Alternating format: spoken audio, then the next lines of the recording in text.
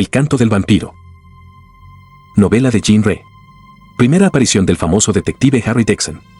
No olvides dar like y suscribir para crecer y ofrecer contenido de calidad gratis. Capítulo 1. Los señores Hinckley y Lorman. Sir Halevin cantaba una canción y todos aquellos que lo oían deseaban estar a su lado. La cantante interrumpió un acorde y, haciendo girar el taburete del piano, se volvió hacia su auditorio. Es una antigua canción flamenca del siglo XIII, dijo, inspirada en una terrible leyenda. Voy a contarla brevemente. En un sombrío bosque del oeste de Flandes vivía un hidalgo de siniestro renombre.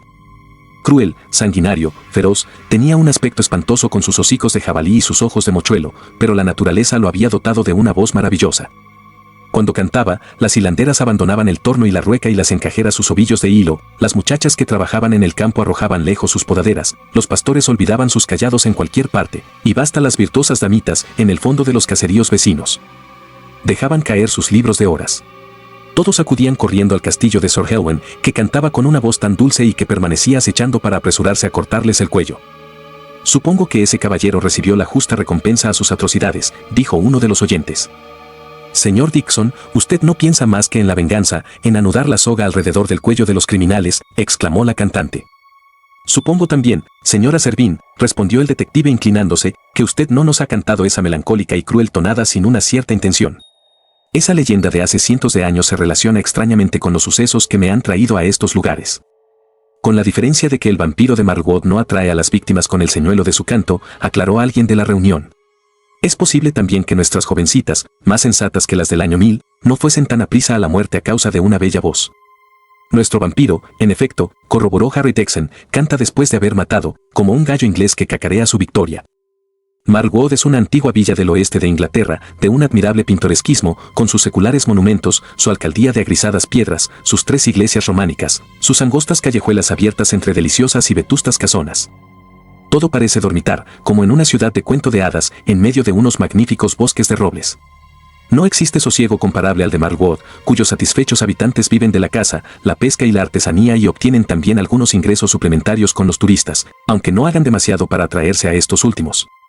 Margwood parece haber escapado del tiempo y de su marcha hacia adelante, habían declarado algunos escritores que se sirvieron de este marco singular para hacer vivir a sus personajes de ficción. Pero, de pronto, ese largo periodo de paz huyó para siempre. Margwood despertó de su sueño de bella durmiente del bosque para vivir la más atroz de las pesadillas. El episodio del vampiro que canta surgió entre los muros de la ciudad de La Paz. He aquí los hechos narrados en todo su horror, al margen de la frialdad propia de un caso ya archivado en los anales de la criminología. Una hermosa tarde de mayo, mientras los habitantes de Margwood paseaban por los alrededores de las murallas, escucharon de improviso una voz maravillosa que llegaba desde el bosque. Alguien cantaba, en una lengua desconocida, una canción también desconocida. ¿Era una voz de mujer o de hombre? Nadie habría podido afirmarlo y se suscitaron sobre la marcha toda una serie de acaloradas discusiones. Incluso se intercambiaron apuestas, siendo ello la causa de que un grupo de caballeros se desplazara hacia el lugar de donde parecía provenir la voz, que aún seguía oyéndose. La apuesta principal había sido cruzada entre el alcalde, M.R. Pritchell, y uno de los más grandes testarudos de la localidad, el comerciante en vinos Corys. Voz de mujer, pretendía M.R. Pritchell. Voz de tenorio, argumentaba el viejo Corys, en todo caso, señor alcalde, voz de hombre. Cuando llegaron a un paraje del bosque llamado Gruta del Grajo, la voz enmudeció repentinamente. «Diablo, qué fastidio», murmuraron los 2 apostantes. «Oiga, esa gran artista, déjese ver». «Perdón, ese, gran artista», corrigió Mr. Corys, insistiendo en el género masculino del cantante. Nadie respondió. Solo algunos mirlos asustados huyeron silbando bajo la enramada. La noche no había caído aún, una última claridad azulenca se aferraba a las copas de los árboles y permitía distinguir algunos pasos al frente. Mr. Pritchell, que iba delante, dejó escapar una exclamación. «La infeliz se ha caído». «¿Querrá usted decir que el infeliz se ha caído?», replicó M.R. Corys. «Mire bien, señor alcalde, se trata de un hombre». Una forma indecisa yacía, en efecto, al pie de un viejo roble, la cabeza oculta entre una espesa alfombra de musgo. Encendieron cerillas y mecheros y unas débiles llamitas iluminaron la Gruta del Grajo. Se alzó entonces un unánime grito de horror. El hombre, pues efectivamente era un hombre, aparecía tendido en medio de un charco de sangre que la cenagosa tierra aún no había absorbido del todo. «Pero sí es Hinckley, el encuadernador», exclamó M.R. Pritchell. Bram Hinckley era un encuadernador reputado en toda Inglaterra e incluso en el continente. Era muy rico y un gran conocedor de la historia local. De su taller, auténtico museo de arte antiguo, no salían más que encuadernaciones a precios exorbitantes que se disputaban, sin embargo, los coleccionistas a fuerza de ofrecer más dinero que el previamente fijado. El anciano Hinckley, que ya había rebasado cumplidamente los 60 años, había sido degollado con un salvajismo inaudito. Toda la sangre de su cuerpo parecía haberse escapado por las carótidas seccionadas.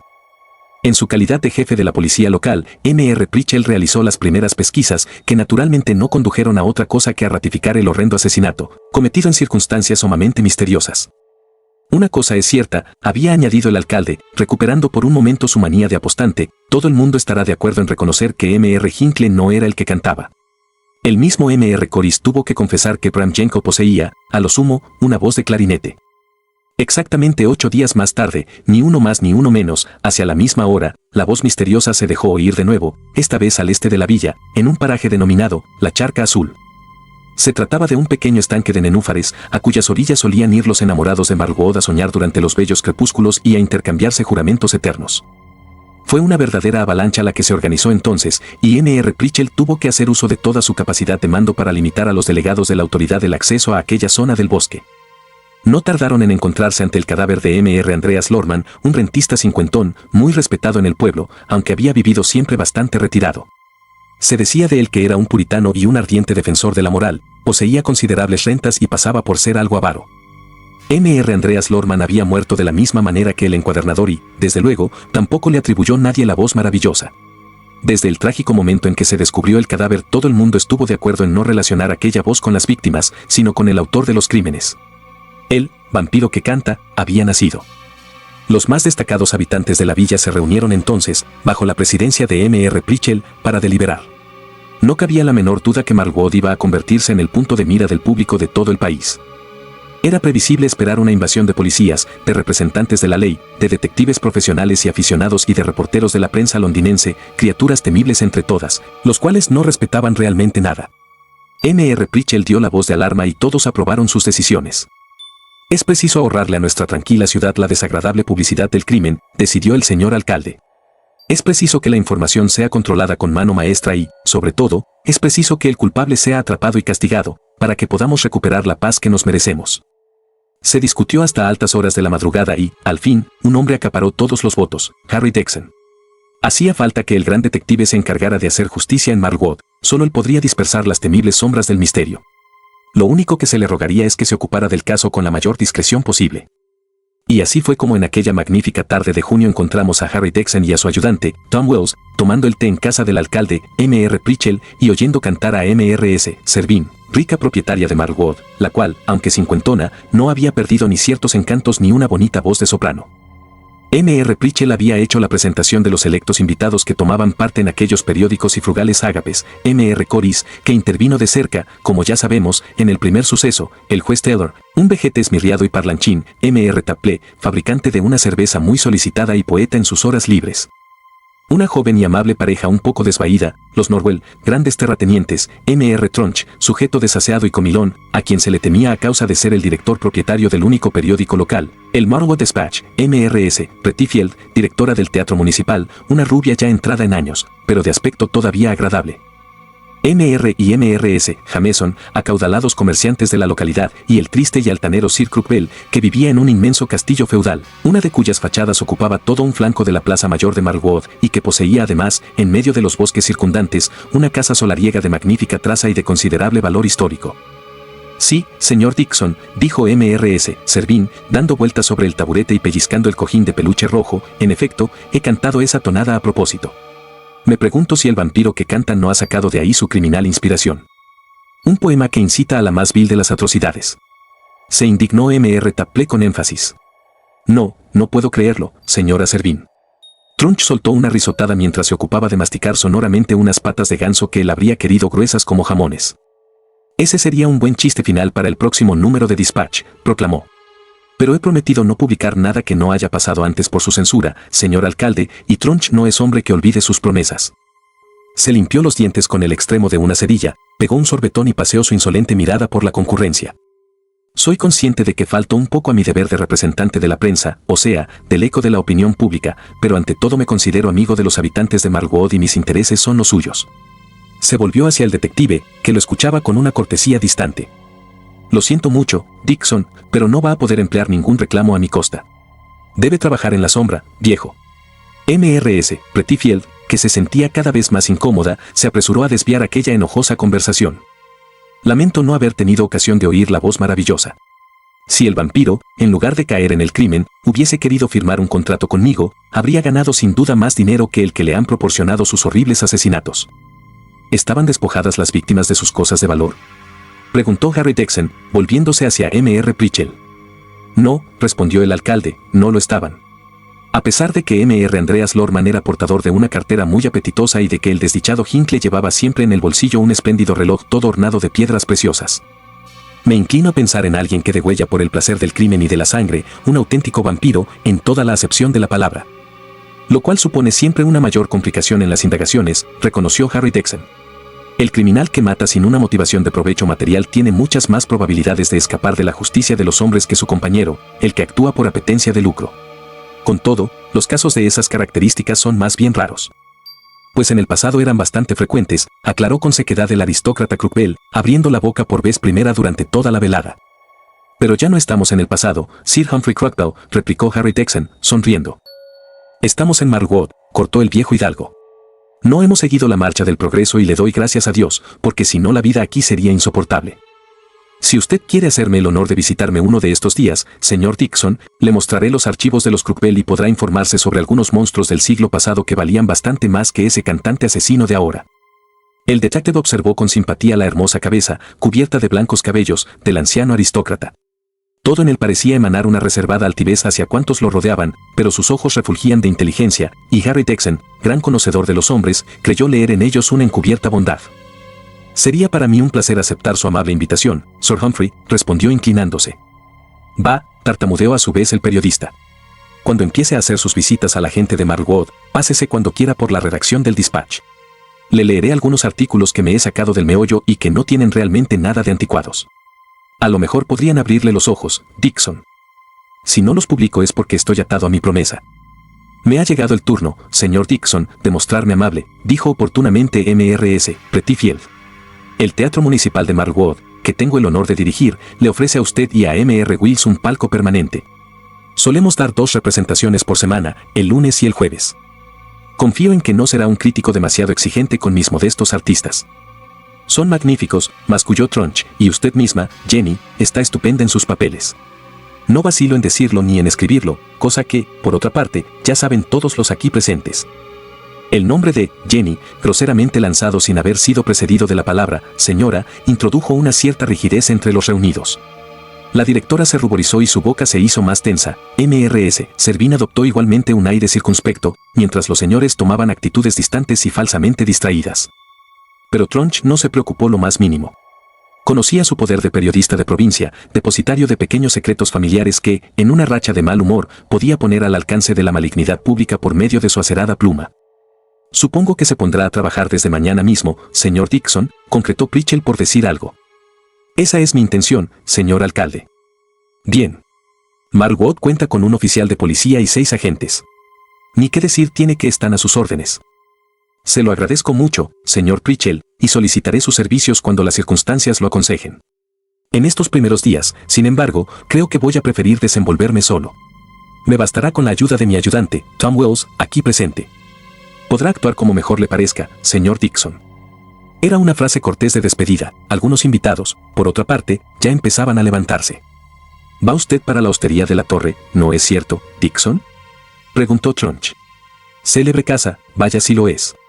Una de estas tardes voy a invitarme yo mismo para ir a saborear en su compañía unos cangrejos al vino blanco y un guisado de aves sin igual en el mundo entero.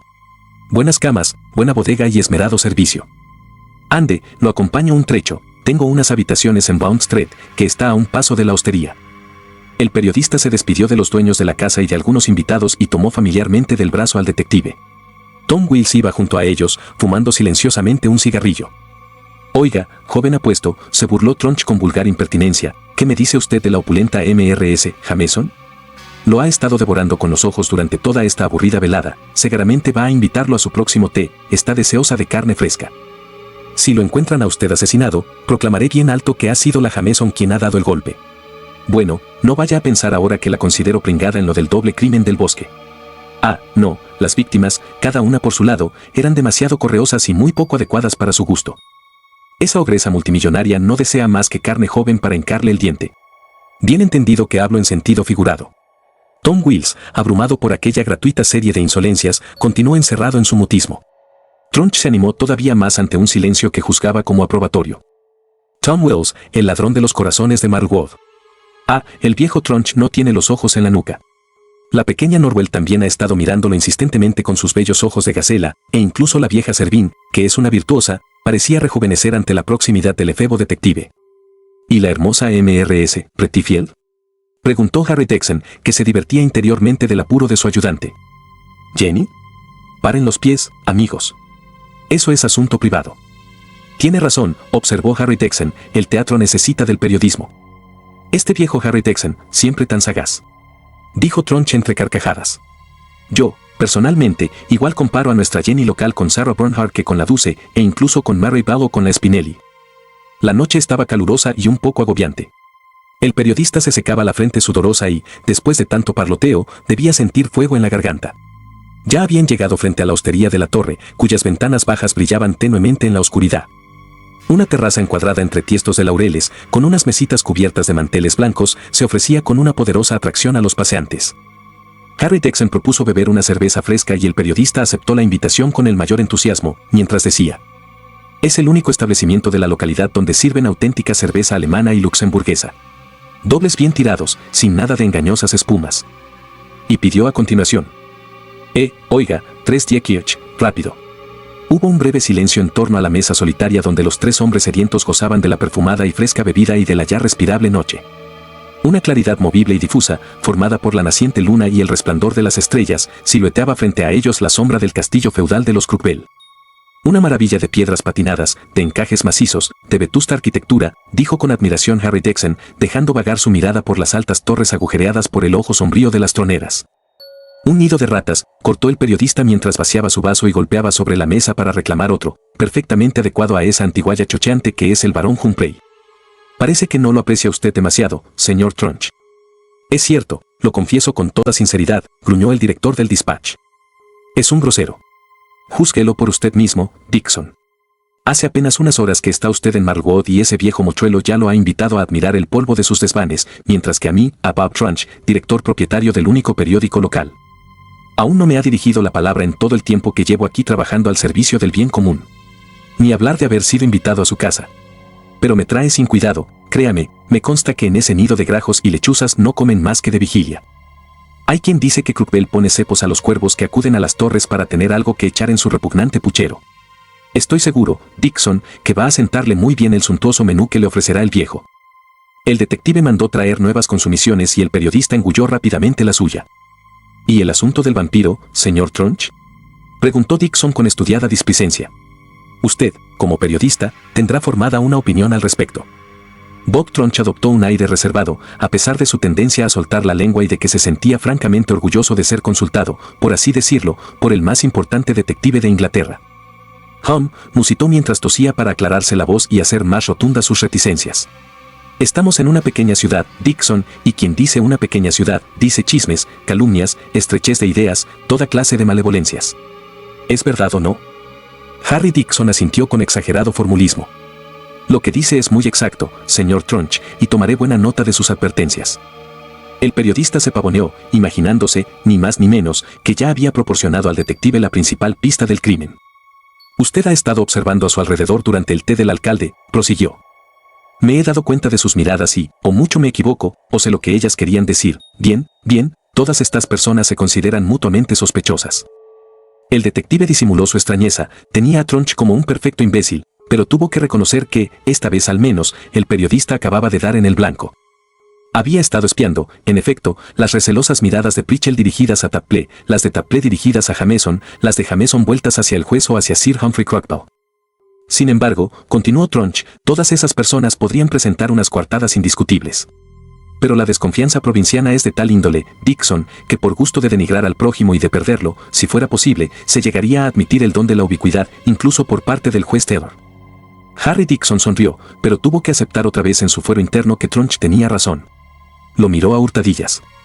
El periodista era bajo, vulgar, desastrado, su barba estaba mal afeitada y su permanente rictus ponía al descubierto unos dientes roídos por las caries. Cada vez que se reía, su panza retemblaba bajo la sucia camisa. A pesar de todo, podía leerse en su mirada una particular inteligencia. El dueño del hotel vino a advertir a sus clientes que el cocinero tenía que marcharse y se veía obligado a servir la cena. Tronch rechazó la tímida invitación del detective para que se quedara a comer. Había olfateado unas chuletas de cordero y el menú le parecía escasamente fastuoso. Su excelencia Bob Tronch tenía el olfato tan fino como clara y penetrante la vista. Capítulo 2. El señor Tapley. La Gruta del Grajo estaba desierta, cosa que no resultaba nada sorprendente, ya que, a partir del doble asesinato, las gentes de Marlwood evitaban pasearse por el bosque. Harry Dixon podía, pues, consagrarse a sus investigaciones sin temor de ser importunado por moscones y curiosos. Tenía pocas esperanzas de descubrir algo, sobre todo porque la zona había sido ya minuciosamente rastreada, primero por los agentes de la autoridad y, a continuación, por un abundante público ávido de noticias. El único testimonio del crimen seguían siendo unas inconfundibles salpicaduras, ya ennegrecidas, sobre la corteza de un enorme roble. Unos golpecitos secos, precipitados, hicieron volver repentinamente la cabeza al detective. Dio saltar a unos pasos por detrás de él una pequeña forma olivácea y, enseguida, volvió a oír el martilleo en lo alto de algún árbol. «El señor Picoverde busca su ración de comida», murmuró el detective, sonriendo y contemplando con mirada divertida el paciente esfuerzo del pájaro carpintero. Su curiosidad no fue inútil, algo llamó de pronto su atención. Cuando el Picoverde desapareció en la sombra del follaje, Dixon levantó la cabeza como si buscase alguna solución entre la enramada. ¿Iba a encontrarla allí? Todo era posible. Un pequeño tronco quebrado atrajo primero su mirada y luego otras ramas cercanas que presentaban roturas aparentemente recientes. De buena gana habría intentado escalar el árbol, pero el tronco era completamente liso y las ramificaciones estaban a considerable altura del suelo. Tuvo, pues, que renunciar por el momento a esa pretensión. Pero la experta mirada del detective ya había descubierto, por lo pronto, las magulladuras, los desgarrones y todo lo que, en una palabra, descomponía un poco el atuendo de aquel rey de los árboles del bosque. Es como si un gran mono hubiese pasado por allí arriba, fue su primera idea. Pero la desechó enseguida. Conocía de sobra la vida de los animales salvajes y no podía admitir semejante suposición. El más vigoroso cuadrumano, ya fuese un orangután o un gorila, pasa entre los ramajes sin estropearlos más de lo que pudiera hacerlo el más humilde pajarillo. Se quedó algún tiempo meditando, hasta que volvió a aparecer el Picoverde. La insistencia del pájaro carpintero en rondar aquel árbol le proporcionó un nuevo motivo de reflexión. El pájaro busca los gusanos de la corteza, pero sobre todo prefiere las desgarraduras en el tronco para atrapar las lombrices que han quedado al descubierto de ese modo. Alguien se ha encaramado torpemente allí arriba, removiéndose sin demasiada habilidad. Volveré cuando sea conveniente. Numerosos senderos, bastante bien conservados, se abrían entre el monte bajo, lo cual permitió al detective atravesar aquella parte del bosque en un tiempo relativamente breve. De modo que no tardó mucho en llegar a las cenagosas orillas de la charca azul, de siniestra memoria también. A poco de andar registrando encontró las mismas ramas tronchadas, los pequeños troncos hendidos, las cortezas desgajadas como por unos resbalones de zapatos. En esta ocasión, los nudos de una vieja haya le facilitaron un buen sistema de escalada. Subió por el tronco rugoso y pronto se vio envuelto en la maraña parduzca de las hojas. De repente, emitió un silbido característico que Tom Wells conocía muy bien de oírselo cuando descubría algo importante. Su mano derecha acababa de impregnarse abundantemente de savia. Unas ramas rotas, con sus jirones aún frescos, colgaban a su alrededor. Harry Dixon, ahorcajada sobre un tronco, examinó atentamente esas heridas vegetales y pensó: todo esto es muy reciente. No data del día del crimen, seguro que no. Juraría que no hace ni media hora que alguien ha estado subido en este mismo sitio, husmeando por estas alturas. Miró en vano en torno suyo, buscando alguna hilacha enganchada en una arista leñosa. El árbol no mostró otro vestigio que el de sus magulladuras. Ya se disponía a bajar y sus pies buscaban un apoyo en el tronco, cuando una voz aguda se elevó bajo él. «Si baja lo mato, canalla». El detective tanteaba con el zapato un grueso nudo de la madera y, desobedeciendo la orden, bajó al suelo en 2 saltos. Se oyó al punto una detonación y una bala silbó cerca de sus orejas. Era demasiado tarde para guarecerse. El detective abrió los brazos y se echó a tierra, amortiguando afortunadamente la caída con la alfombra de musgo y mantillo. El monte bajo zumbó por todas sus hojas, entre el eco de una exclamación de temor y el estruendo de una carrera enloquecida. Harry Dixon vio agitarse la breña, por la que desapareció un bulto indeciso, y se lanzó decididamente en su persecución. El monte bajo era espeso por aquella zona, y el fugitivo no avanzaba demasiado. El detective, más avesado en ejercicios de esa clase, acortaba por momentos la distancia. Ya llegaba hasta la entrecortada respiración, cuando retumbó un segundo disparo. Pero la bala, mal dirigida, se perdió en lo hondo del boscaje. A renglón seguido, el detective descubrió una furtiva forma que se deslizaba por un sendero transversal. Un paso más y disparo. Gritó, apuntando con su pistola. El fugitivo dejó escapar una exclamación de sorpresa y se acercó. «Señor Dixon». «¿Pero cómo es usted?» «Dios sea loado». La entonación de la voz era demasiado sincera para causar desconfianza. «Señor Tapley». El cervecero poeta dejó caer su arma y juntó las manos. «Le doy gracias al cielo por ser un pésimo tirador», exclamó. «Yo también, señor Tapley», replicó burlonamente el detective. Yo creía que», balbució el cervecero. «Dígame qué es lo que creía, señor Tapley. Sospecho que eso tendrá para mí un evidente interés». El luminoso semblante del cervecero se oscureció, tornándose más hosco por momentos. «¿Creía que era él el asesino de la Gruta del Grajo y de la Charca Azul?» «Sí». Harry Dixon contempló al indefenso hombrecillo, que empezaba a temblar y tenía lívidos los labios. «¿Y pensó encontrarlo aquí, señor Tapley?» El cervecero dirigió en torno suyo una asustada mirada. «Sí, no, es decir. Usted ha hecho aquí lo mismo que en la Gruta del Grajo. Como escalador, no resulta muy hábil, y si no he encontrado jirones de su traje entre el ramaje, ha sido porque es de cuero, material muy apropiado para esa clase de acrobacias. ¿Pero por qué busca al criminal en los árboles y no sobre la tierra, señor Tapley?» «No lo sé». Harry Dixon le lanzó una severa mirada. «Sepa usted, señor Tapley, que me coloca en una posición sumamente embarazosa. Tendría razones más que sobradas para sospechar de usted, incluso para hacerlo arrestar inmediatamente. Pero yo no soy un asesino, señor Dixon. Deseo fiarme de usted y, a decir verdad, no pienso ni por un momento en acusarlo. Pero usted no presta a la justicia la ayuda que ésta tiene derecho a exigirle. En ese sentido se hace cómplice de un odioso criminal». El pobre cervecero poeta estaba a punto de llorar, seguía moviendo la cabeza con un aire apesadumbrado, sin decir nada. «Usted me oculta un secreto, señor Tapley», dijo de pronto Harry Dixon, no ya con dureza, sino más bien con un tono conmiserativo. «Creo que se siente demasiado agobiado con su peso. Quizá no ha llegado todavía la hora de que me lo confíe. Me consta que usted es, ante todo, un hombre honesto y una buena persona. Intentaría respetar su secreto si no pensara que, obrando de ese modo, deja usted en libertad a un asesino que acaso pretenda continuar la tenebrosa serie de sus fechorías». Harry Dixon había hablado con un especial tipo de énfasis, confiando en impresionar así el temperamento romántico de Tapley, el cual permaneció silencioso un momento. «Señor Dixon», declaró al fin, «usted acaba de decir una gran verdad. Yo guardo efectivamente un secreto, pero no es un secreto que me pertenezca a mí solo. No conozco al asesino. Es cierto que tengo algunas sospechas, pero son muy vagas, muy imprecisas.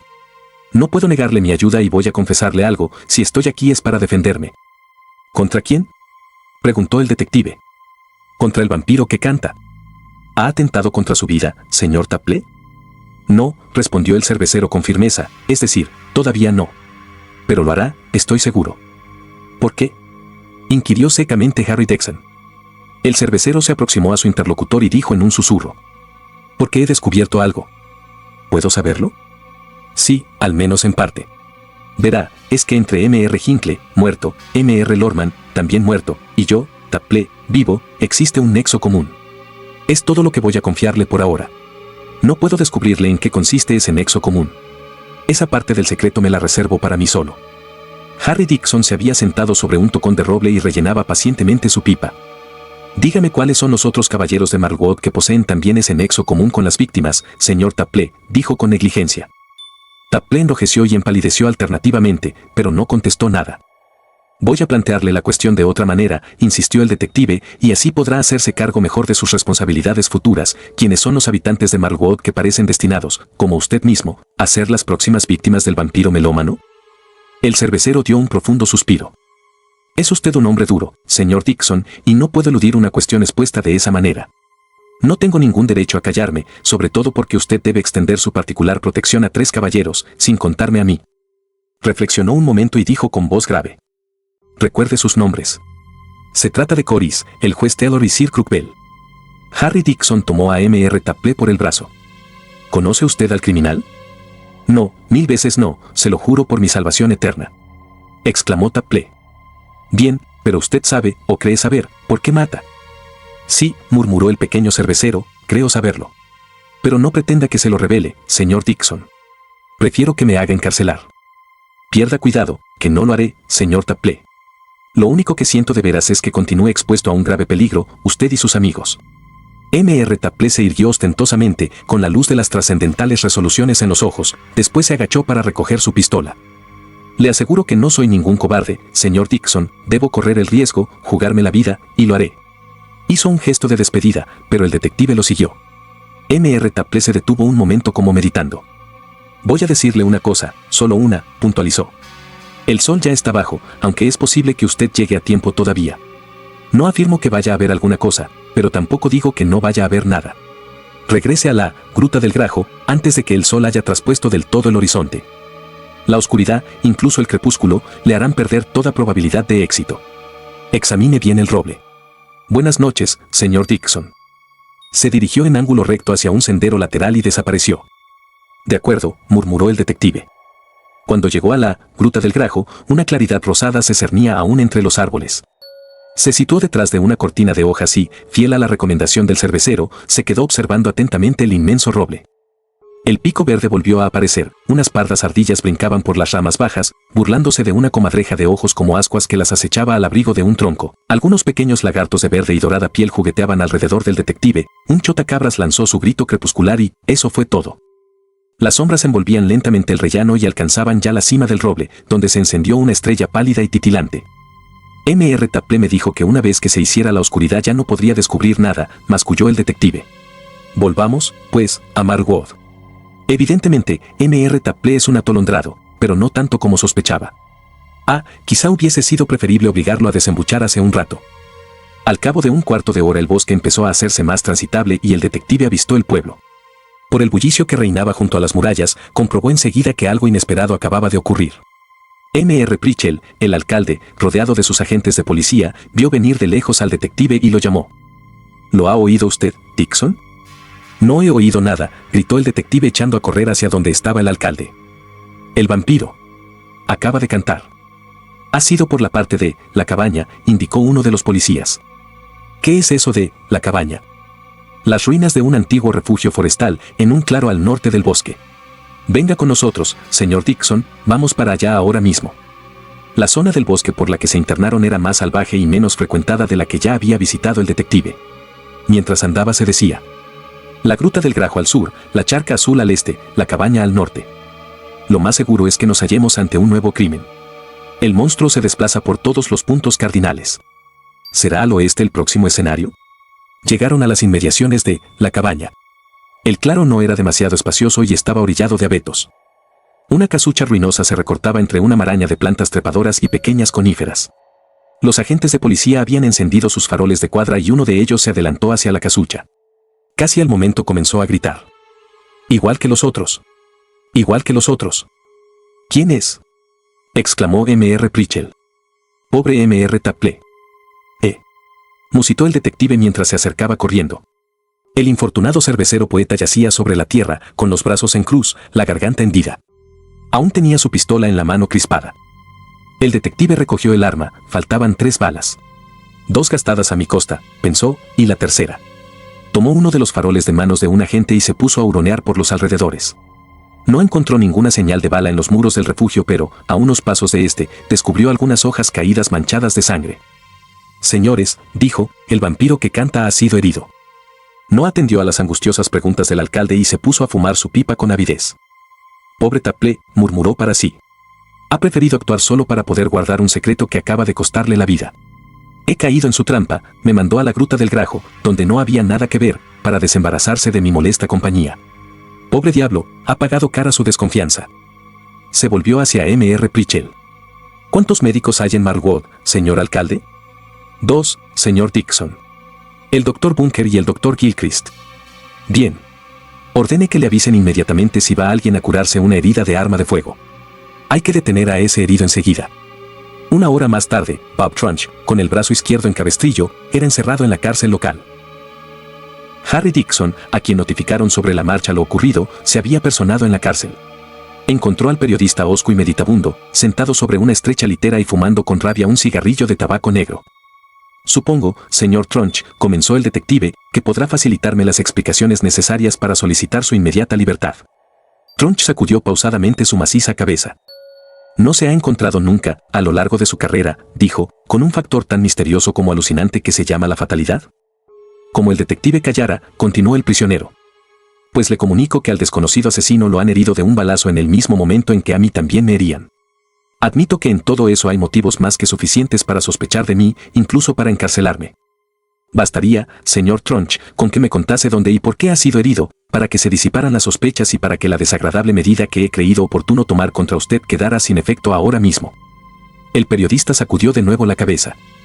Cuando le hablaba de fatalidad en el desarrollo de todo este terrible juego, Dixon, es porque no puedo ni revelar el nombre de la persona que me ha herido ni el lugar donde se ha producido el atentado. ¿Se da cuenta de la situación en que se encuentra, señor Tronch?, añadió el detective. Me doy cuenta perfectamente, Dixon. He redactado durante 3 años las crónicas judiciales y no puedo ignorar el riesgo que corro. No insista. Le aseguro que seguiré callándome. Y continuaría haciéndolo incluso si me ataran a una rueda de tortura, como en la Edad Media. Me quedaré aquí, en la cárcel. Que me envíen una provisión de cigarrillos mejores que estos, un libro de taquera y algunas novelas de Edgar Wallace. Harry Dixon observó al periodista.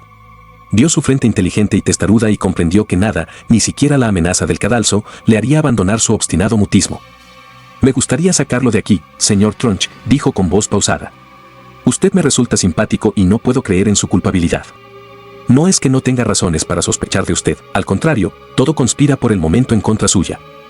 Pero suelo confiar en mis intuiciones particulares, en la voz que me llega de dentro cuando me encuentro en presencia de un criminal. Esa voz está muda en este instante. Para mí usted no es el asesino. Bob Tronch tuvo un momento de emoción, pero se recuperó pronto. Se lo agradezco, Dixon. Durante las sombrías horas que tendré que pasarme aquí, sus palabras estarán muy vivas en mi memoria. Me las repetiré para mi consuelo personal. Adiós. Harry Dixon iba a marcharse, pero el periodista lo llamó. Oiga, Dixon. Quiero pedirle un señalado favor. Pronto habrá nuevas víctimas y entonces deberá sacarse la conclusión de que yo no soy el vampiro que canta. Pero le ruego que aún así no me haga recobrar la libertad. Todavía no. Capítulo 3. El señor Pritchell, M.R. Corys, el juez Taylor y Sir Crookbell. Harry Dixon había retenido los 3 nombres y algo le decía que el difunto M.R. Tapley no había mentido al afirmar que estaban destinados a morir. El detective lamentaba el arresto del periodista Tronch, ya que, a pesar de sus indudables defectos, el director jefe de redacción del Marlborough Dispatch era un hombre inteligente, muy al tanto de la vida privada de sus conciudadanos, de sus hábitos y, sin duda, de sus pequeños secretos. Habría podido prestarle una gran ayuda en todo aquel asunto, solo con manejarlo con cierta habilidad. La fatalidad venía a revolver las cartas y nada podía intentarse por ese lado. Bob Tronch continuaba encerrado en un impenetrable mutismo. ¿Debía advertir a los 3 hombres que M.R. Tapley los había asociado a un espantoso destino? Tal cosa podía equivaler a conocer muy mal la mentalidad de un pequeño pueblo, aislado en el bosque y metido en su soledad como una ostra en su concha. De modo que el detective decidió ejercer una vigilancia lo más estrecha posible en torno a las 3 presuntas víctimas, cosa que no iba a resultar demasiado fácil. Únicamente podía fiarse para ello de Tom Wells, recabar la ayuda de un policía municipal lo habría puesto a merced de la menor torpeza o de la menor indiscreción. El hecho de que Corys, Taylor y Sir Crookbell se sintieran vigilados suponía, realmente, una complicación sumamente delicada. Pasaron 3 días en blanco sin que los informes de Tom Wells tuviesen algo de alentadores. M.R. Corys salía de su casa de Shamrock Street a las mismas horas para frecuentar las mejores tabernas de la villa. Al mediodía recogía a M.R. Pritchell en el ayuntamiento y juntos iban a beber su oporto en la terraza de la hostería de la Torre. No salía para nada del pueblo y, una vez de regreso a su casa, se instalaba ante la ventana del salón del piso bajo a ver pasar la gente fumando cigarrillos. Su vida parecía pautada como un papel de música.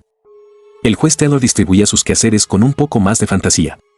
Pasaba el menor tiempo posible en el juzgado, para el que habían habilitado una pequeña y oscura sala del ayuntamiento, donde nunca dejaba de dictar sentencias indulgentes. En Marlborough, por otra parte, no se producían litigios de importancia, la población no era aficionada a esa clase de pleitos. Taylor vivía en un deprimente entresuelo de soltero, en la calle contigua a las murallas, al que solo iba para dormir, hacía sus comidas en un pequeño restaurante buena clientela próximo al ayuntamiento.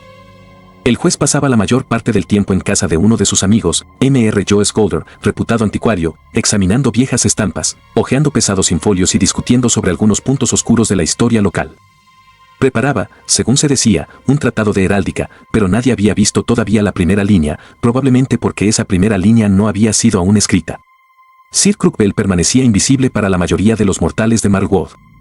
Vivía como un ermitaño en su viejo castillo feudal, solo salía para jugar una partida de ajedrez con M.R. Pritchell y no se acercaba nunca a su otro castillo forestal.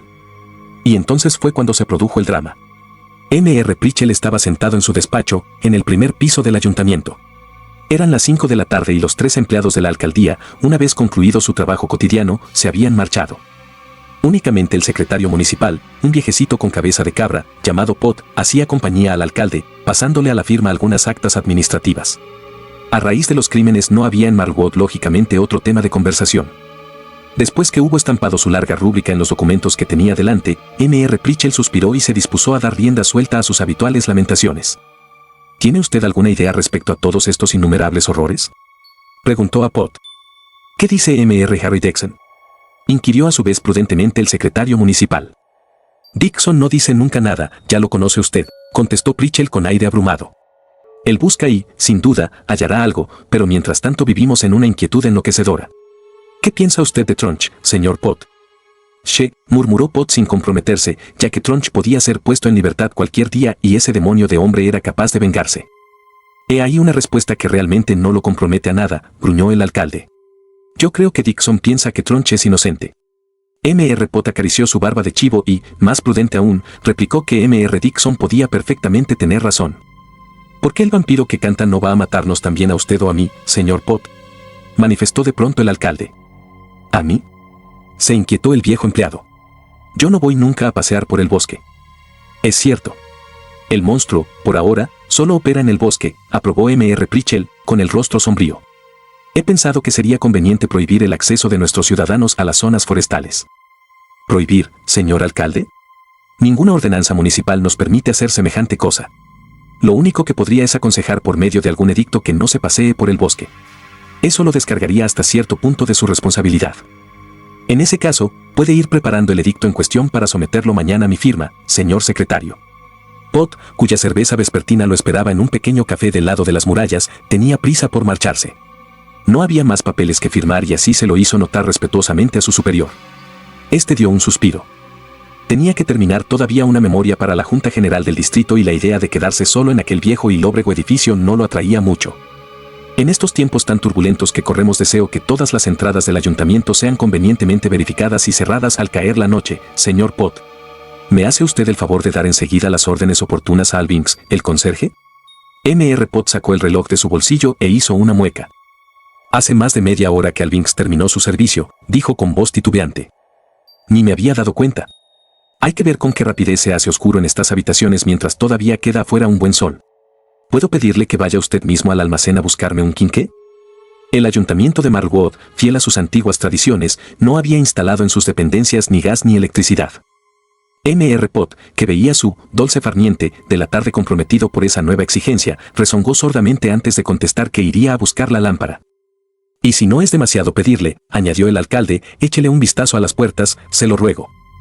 El secretario casi estaba a punto de llorar, pero era lo suficientemente buen servidor como para dejar traslucir el menor conato de rebeldía. Se inclinó con una sonrisa. Cuente conmigo, señor alcalde. Qué terrorífico le pareció de pronto el espacioso y medieval edificio. Pot renegaba de sí mismo y buscaba el medio de sobreponerse a su detestable y resignada servidumbre. Por la lámpara es preciso que vaya, pensaba, pero las puertas, nones, amigo mío. Hay algunas que dan a lóbregos corredores, donde corren ratas grandes como gatos. Albinks es un Hércules y puede cargar sin esfuerzo con una carraca e incluso con una alabarda cuando las fiestas. Voy a quedarme unos minutos en el almacén de las lámparas y después me presento con el quinqué y digo que todo está verificado. El vestíbulo rectangular, con sus altas y oscuras paredes adornadas con cuadros de antigua escuela, se le antojó al viejo funcionario más temible que una selva. Incluso en pleno día detestaba Pot aquel lugar y, sobre todo, aquellos cuadros que representaban crueles escenas de batallas y ejecuciones. Cuando llegaba el crepúsculo, los personajes pintados parecían animarse con una realidad hostil. El hacha que se abatía sobre el blanco cuello de Ana Bolena semejaba fulgir con una luz insólita, presta a desviarse de su histórico destino para herir con su hoja al inocente visitante nocturno. Los guerreros, a su vez, parecían olvidar sus eternas discordias para volver su unánime odio contra el indeseable intruso. M.R. Pot atravesó el vestíbulo con toda la rapidez que le permitían sus pequeñas piernas, evitando cuidadosamente mirar otra cosa que no fueran las desgastadas baldosas. Pasó por el despacho del registro civil, donde el olor de los legajos, de la tinta y de las pipas apagadas se le hizo familiar y acogedor. Se lamentó de haber suprimido, en un momento de implacable espíritu de economía, el trabajo suplementario del funcionario encargado de las actas de defunción, nacimiento y matrimonio, el cual le habría proporcionado ahora el alivio de su compañía en aquellos inhóspitos lugares, recorridos por una imprecisa e inquietante resonancia. Un denso olor a petróleo y a mechas quemadas le advirtió, al fin, la proximidad del almacén de lámparas. M.R. Pott se sumergió allí dentro como en una dársena.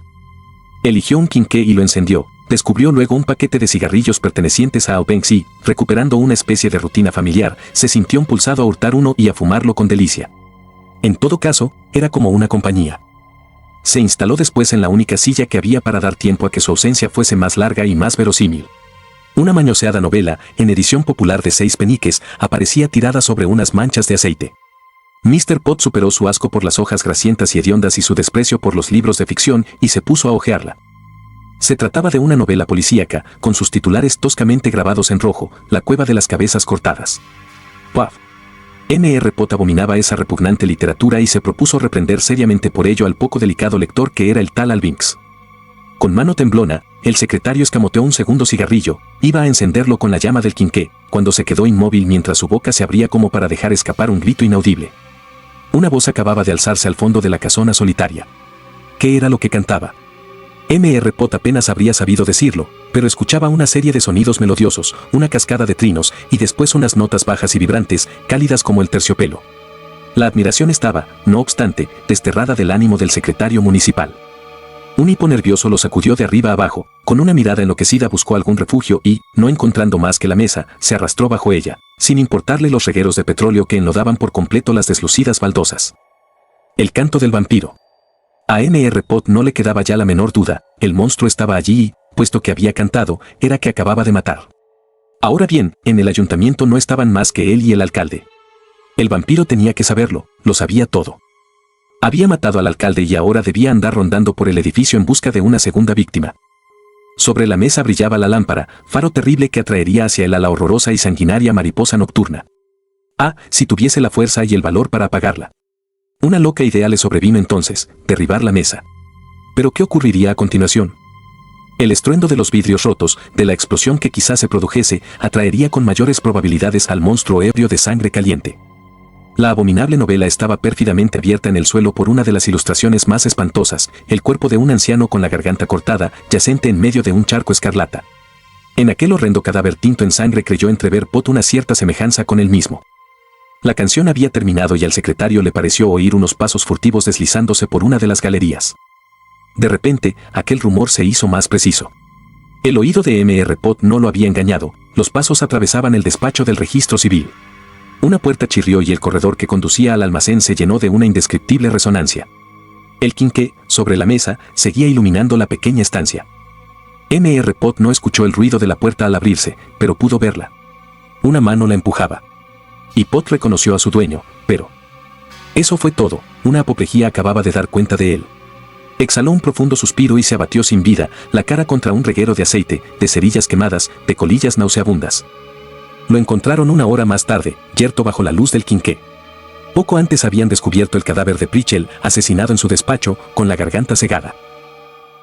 Y, sin embargo, el alcalde no estaba entre las 3 víctimas en potencia enumeradas por M.R. Tapley, dijo Tom Wells. Harry Dixon, los codos sobre la mesa, no había tocado la cena que acababan de servirle, a pesar de que era de las más refinadas que el dueño de la hostería de la torre hacía cocinar para sus huéspedes distinguidos. Una magnífica trucha asalmonada en salsa, un pollo a la parrilla con champiñones, un soufflé a la llama. Una ensalada de frutas al kirsch con crema fresca. El detective miró a su ayudante con los pensamientos muy lejos de allí. De repente, se le iluminaron los ojos y, con gesto autoritario, llamó al hostelero, a quien consternaba su falta de apetito. «Conserve todo esto caliente, por favor», dijo, «y mande que pongan un tercer cubierto». «¿Tenemos un invitado?», preguntó sorprendido Tom Wells. «Vamos a tenerlo», respondió Harry Dixon. Tomó un cuaderno y escribió unas palabras en una hoja. «¿Quién será ese invitado, si puedo preguntarlo?», insinuó Tom Wells.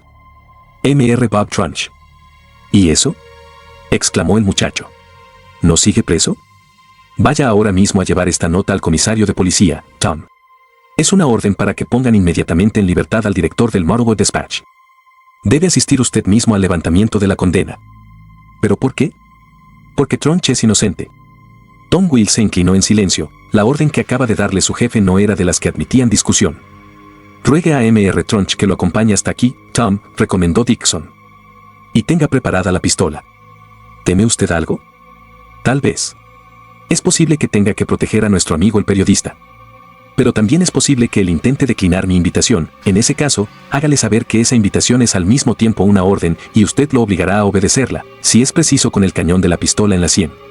¿Comprendido? Tom Wills se fue apresuradamente. Harry Dixon, ya solo, encendió su pipa y permaneció inmóvil, mirando subir el humo hacia el techo. Prefiero que nos sirva en el saloncito privado, le dijo al hostelero. Una hora más tarde resonaron unos pasos en la calle silenciosa y la puerta se abrió. Trunch apareció en el umbral, el semblante tétrico y derrotado. Los días pasados en la celda habían debido actuar notablemente sobre su moral, sus mejillas estaban consumidas, sus ojos hundidos, su horonda panza rebajada. El traje le colgaba flácido y descuidado. Andaba con pasos titubeantes, los ojos pestañeando bajo la luz. Sin mayores rodeos, Harry Dixon le tendió la mano. «Está usted libre, señor Trunch». «No voy a agradecérselo, Dixon», replicó el periodista con una voz sorda y fatigada. «Lo comprendo, pero ¿sería demasiado poder contar con su valor?» El gacetillero hizo una mueca dolorosa. «Mi valor. Debo confesarle que ya no me queda, Dixon». El detective hizo como si no hubiera oído y dio orden de que sirvieran la cena. «Vamos, amigo mío, la cocina de la cárcel municipal no puede compararse realmente con la de la hostería de la torre. Pruebe esta trucha que estaba nadando todavía en el río hace un par de horas. Pero beba antes un poco de este viejo brandy que he mandado subir de la bodega en su honor». El periodista sonrió melancólicamente, pero acabó decidiéndose. El alcohol generoso le devolvió un poco de color a las mejillas. «Supongo», dijo Dixon cuando comprobó que su invitado se dejaba seducir al fin por la blanca y suculenta carne del pescado, «que estará al corriente de los sucesos que han tenido lugar en la alcaldía». «Sí, Dixon, estoy al corriente. Mi carcelero era un buen hombre y charlaba de todo». «¿Sabe usted por qué han asesinado a Pritchell?» «Sí», contestó secamente el periodista. «Yo también, y voy a decirle la razón». El periodista no respondió enseguida, mantuvo un momento los ojos bajos sobre el mantel. «Hable, Dixon». «Para que usted quedara en libertad, Trunch, para demostrar claramente que usted no es el vampiro que canta». «¿Lo han oído cantar?», preguntó Trunch con un escalofrío. «Yo estaba tomando el fresco a la puerta de la hostería», dijo el detective. «Salí corriendo enseguida y tuve que forzar las puertas del ayuntamiento. ¿Sabe lo que encontré?». Trunch hizo un signo afirmativo con la cabeza. «¿Y sabe por qué quiere mi libertad?», inquirió a su vez el periodista con voz amarga. «Conteste usted mismo a esa pregunta, Trunch». «Porque él no hubiera podido alcanzarme en la cárcel, mientras que ahora tendrá sobradas ocasiones para deshacerse de mí». «¿Piensa usted que intentará matarlo?». «Lo hará. Ayúdeme a descubrirlo». «No». Capítulo 4. El juez Taylor. «Nada, jefe». «Nada, Tom». «Nada, muchacho». Me siento como un derviche a fuerza de dar vueltas sobre mí mismo. Tom Wells abrió la boca para plantear alguna cuestión, pero su jefe lo detuvo con un gesto impaciente. «Calle, Tom. No tengo nada que decir. Vamos a intentar adelantarnos a los acontecimientos. Eso es todo lo que puedo exponerle». Iban caminando por el bosque de Marlwood hacia el oeste. «¿Y qué haremos en el oeste?», había dicho Harry Dixon a propósito de la muerte del pobre Tapley. Tom y él, de momento, iban en esa dirección. La arboleda era alta y escaseaban los claros. Un sol esponjoso se derramaba sobre la hierba y hacía brotar las setas venenosas. La fauna era rara e insignificante, algún conejo silvestre y el relampagueo pelirrojo de alguna raposa. Unas cornejas empezaron a gritar destempladamente, como señalándoles el sombrío rumbo a los caminantes. «Son chovas y cornejas», observó Harry Dixon, «que anidan en las ruinas. Ya no deben estar lejos las viejas torres». «¿Torres en esta parte del bosque?», comentó sorprendido Tom Wells. «Abra los ojos y verá dentro de poco la silueta de las ruinosas paredes de un torreón. Pertenece a la antigua casa solariega forestal de Sir Crookwell». «¿Y la ocupa?», preguntó el muchacho. «No, nunca. El castillo está completamente abandonado a los mochuelos y a esos siniestros pájaros negros que nos dan escolta». Apenas había terminado de hablar Dixon cuando, al torcer por un sendero, se encontraron frente al castillo, imagen de la más completa decadencia arquitectónica. Unas largas vigas resecas aparecían esparcidas por la maraña del herbazal entre la cizaña y las enredaderas.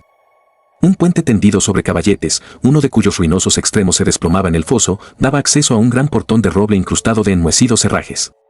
Los cristales de las ventanas góticas presentaban innumerables roturas, por donde entraban y salían libremente las aves rapaces. Harry Dixon no tuvo necesidad de violentar la puerta, pues al primer impulso se abrió entre un chirriar de engranajes podridos. Un espantoso hedor a moho, a excrementos de pájaros, a ratas muertas y a agua estancada los asaltó en el vestíbulo. Algunos muebles desvencijados, revestidos de una vieja y espesa capa de polvo, se apoyaban, vacilantes y fantasmagóricos, sobre las maltrechas paredes, de las que colgaban a jirones algunos trofeos de caza. Un escuadrón de ratas azulencas se escapó chillando para desaparecer por los innumerables orificios abiertos en el zócalo. Harry Dixon examinó las baldosas agrietadas y resopló. ¿Ha visto esas huellas de pasos, jefe?, preguntó Tom Wells, señalando las numerosas marcas dejadas sobre el polvo por unos zapatones muy puntiagudos. Sí, muchacho, las he visto. Algún criado de Sir Crookbell, sin duda. Es posible, respondió secamente el detective. De repente se detuvo, olfateó el aire y ordenó con cierta premura. Vamos a explorar el castillo, Tom. Y así lo hicieron, casi a paso de carga. Atravesaron numerosos salones, todos igualmente estragados por el abandono. Vieron por todas partes los mismos muebles desportillados y el mismo fantasmal ambiente, fueron recibidos por nubes de gruesos ratones calvos sorprendidos en su reposo diurno, por un indignado batir de alas y por una serie de furtivos arrastres deslizándose entre las sombras. Si cree que de este modo, comenzó Tom Wells. Pero el muchacho se interrumpió de pronto para reprimir una exclamación de dolor, su jefe acababa de darle un buen pellizco en el brazo. Como ha podido darse cuenta, mi querido Tom, dijo Harry Dixon en voz alta, lo único que hay que ver por aquí son ruinas y despojos. He querido darle la satisfacción de venir a hacer una visita lo más breve posible a este castillo abandonado, pero pienso que de esta forma hemos perdido nuestra tarde. Tom Wells abrió la boca, dispuesto a desmentir rotundamente las gratuitas palabras del detective, cuando sus ojos se encontraron con los de Dixon y pudo leer en ellos la orden de callarse y aceptar todo lo dicho. Es verdad, jefe, respondió con una voz que procuró hacer lo más despreocupada posible. Una vez más, tiene usted razón. ¿Le parece que regresemos ya a Marwood? No tan rápido. Ya que estamos por estos parajes, me gustaría que nos alargáramos un poco más hacia el oeste. Como le parezca, se resignó Tom. Atravesaron un atrio espacioso, invadido de cardos azules y ortigas gigantes, llegando a un portillo cuya mohosa cerradura se partió solo con tocarla. Después de franquear el foso sobre un pequeño puente de ladrillos, volvieron a encontrarse en la foresta. Harry Dixon iba silbando una marcha americana, disminuyendo gradualmente la intensidad de los periodos sonoros, como si se alejara hacia el interior del bosque. En realidad, se había detenido detrás de una espesa cortina de jarales.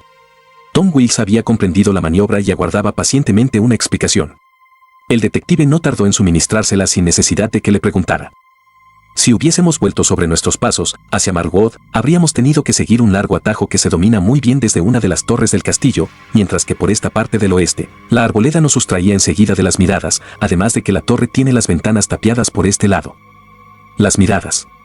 ¿Quiere decir que alguien nos está observando?, preguntó Tom Wells. Podría observarnos, replicó el detective. No es enteramente lo mismo, pero sigo creyendo que unos ojos avisores nos vigilaban. ¿Los del vampiro?, preguntó Tom, estremeciéndose. No lo creo. ¿Pero había alguien en el castillo? Sí, estoy seguro, concretamente, un caballero que emplea para su aseo personal un jabón intensamente perfumado de verbena. ¿Qué vamos a hacer? Dar media vuelta, muchacho, entrar otra vez por el portillo, atravesar el atrio lo más rápidamente posible y, sin hacer el menor ruido, meternos de nuevo en el castillo y ver qué nos depara la suerte. Y eso fue lo que hicieron. Unos minutos más tarde, los dos detectives se deslizaban de puntillas por el vestíbulo, manteniéndose prudentemente al abrigo de las paredes, atentos al más mínimo rumor. No se había engañado Dixon, pues al poco tiempo, unos pasos hicieron gemir el piso, una puerta chirrió y se escuchó el arrastre de un mueble, como si alguien hubiera tropezado torpemente con él. Subiremos por la escalera de servicio, murmuró Harry Dixon, que nos conducirá en un momento al sitio de donde provienen esos ruidos. Una vez en el piso alto, entraron en una amplia sala de armas sumida en una verdosa penumbra que filtraban los grandes árboles próximos a las ventanas. Mire, jefe, musitó Tom Wells, hay una puertecita abierta en el zócalo de madera. Puerta en la que no habíamos reparado durante nuestra primera exploración, añadió tenuemente Harry Dixon. Se deslizaron como sombras a lo largo de la pared y lograron echar un vistazo más allá de la puerta disimulada. La sorpresa se apoderó de ellos. La habitación que se les ofrecía a la vista, pequeña y de techo bajo, no presentaba el aspecto de absoluto abandono de las restantes estancias del castillo. De pronto se escuchó el chisporroteo de una cerilla y un fulgor amarillo inundó la salita. Harry Dixon atrajo a Tom Wells hacia un rincón desde el que podían observar una parte del cuarto misterioso. No parecía tener otra salida que la puerta disimulada, tampoco entraba la luz por ninguna ventana. El resplandor se balanceaba tenuemente, iluminando algunos muebles más o menos confortables, un par de amplios sillones, una cómoda chaiselongue, 2 cofres flamencos chispeantes de incrustaciones de vidrio y plata. Una alfombra roja, de gruesa lana, cubría el piso. La luz debía ser suministrada por una o varias velas que quedaban ocultas a los 2 detectives. Algo se removía entonces en la habitación y vieron una gran sombra deformada desplazándose por el techo. Tom Wills miró a su jefe y descubrió en su rostro una expresión de perplejidad. ¿Iba a esperar? ¿Iba a actuar? ¿Es el vampiro?, susurró el muchacho, con una voz apenas audible.